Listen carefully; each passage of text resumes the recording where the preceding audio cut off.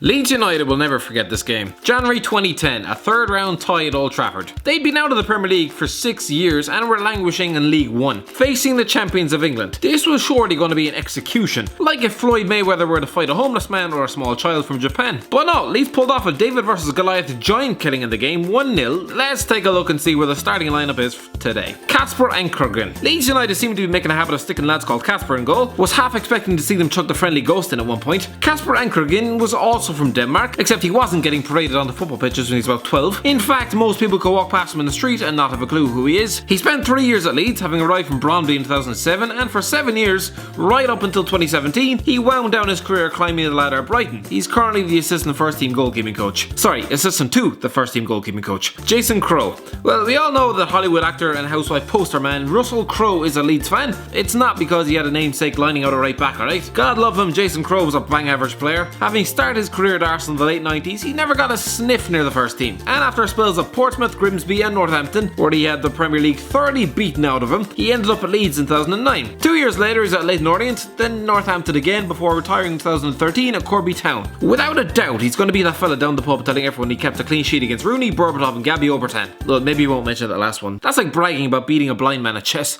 Patrick Kisnorbo. Seriously, how did Man United not even score one in this game? The mental thing is that Leeds had 54% possession as well, with Patrick Kisnorbo at the back. Having been spat out of Leicester in 2009, the 18-capped Australian international wound up at Leeds, and after helping the Foxes plummet into League One, he had the opposite effect at Ellen Road. For his first 2 seasons at Leeds, the club's player of the season for 09-10 wore a headband bandage on his head. No, he wasn't trying to look like John Rambo. Apparently it was a traditional thing after initially suffering a head wound on his debut. Bit strange. I mean, you don't see Jack Wilshere pay homage to the first 7 years of his career by rolling around the pitch in a goddamn wheelchair. He retired in 2016 at Melbourne City and currently manages the club's women's team. Richard Naylor. Just like his Norbo, Richard Naylor also joined Leeds in 2009 and also left 2 years later when Doncaster Rovers came calling. To be fair, he was in his late 30s at that stage and ended up retiring the next year at Rotherham after limping onto the pitch 5 times. He spent time as an underage coach at Leeds for a couple of years and even became caretaker assistant manager after Neil Warnock was sacked. Michael Doyle. 1 cap for the Republic of Ireland in 2004 and that's all she wrote for the good old Michael Doyle. That was when the talent pool was a bit higher. The tragic thing is that if he was 10 years younger nowadays, he'd probably be getting shoved in the squad every time. Having come through at Celtic, Doyle spent 8 years at Coventry and was only on loan at Ellen Road for this season. He played well though and has since gone on to play lower league stuff with fallen giants such as Sheffield United, Portsmouth and again Coventry,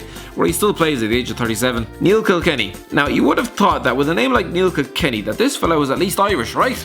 Well, he is Irish in the same way that Declan Rice is. For God's sake, the man has played for 3 different countries at underage level, hopping between England, Ireland and Australia. He eventually committed to Australia just a few weeks before the 2006 World Cup. There's a surprise. Anyway, in terms of a club career, well, he was a failure in the Premier League with Birmingham City, but at Leeds, 144 appearances in 4 seasons, he was imperial to their promotion from League One. He's since played for Bristol City, Preston, Melbourne and most recently signed for Perth Glory at 32 years of age. Johnny Howson. Johnny Howson was pretty much the emblem of this Leeds team, bar maybe Beckford and possibly Snodgrass. The man had been at the club since 1997, he'd seen literally everything, and was even being tipped for future England call-ups, especially after holding off Anderson and Darren Gibson like they were blocks of wood. To be fair, Anderson probably is, and Gibson, as we soon realise, is just one big squishy marshmallow with a cholesterol more off-putting than Ozzy Osbourne's face. Howson eventually did leave in the exodus to Norwich City, who were in the Premier League at the time, and he did stay in the top flight for a while before ending up at Middlesbrough in 2017. Andrew Hughes. Another player who the Man United players probably had never heard of. Let's be honest. For God's sake, Wayne Rooney has said he'd never heard of Anthony Martial, so there we go. Hughes actually arrived from Norwich in 2007, left for Scunthorpe in the summer of 2010, played for Charlton and retired in 2015 at Bolton. He now works at Huddersfield as a first team coach. Luciano Becchio. Leeds fans must have been ready to throttle Norwich City by the time they were done home-wrecking the club. As if Snodgrass and Howson weren't enough,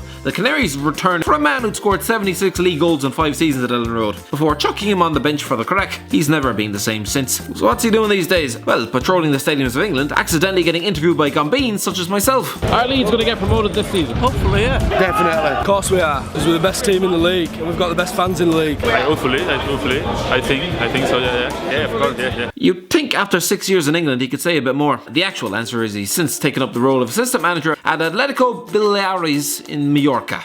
Jermaine Beckford. The match winner on the day and a score of 85 goals in his final 3 seasons at the club, Jermaine Beckford was too good for League One, but probably took too big a leap when he joined Everton, who at the time seemed allergic to spending actual money on a proper centre forward. He didn't do too badly, he scored 10 goals, including one against Chelsea where he ran half the length of the pitch, but he was out the door a year later, in the Championship with Leicester. Then it was Bolton for a couple of non-productive years, then a reunion with Simon Grayson at Preston, where his biggest contribution was fighting his own teammate, and now at the age of 34, he's stuck in League Two with Bury.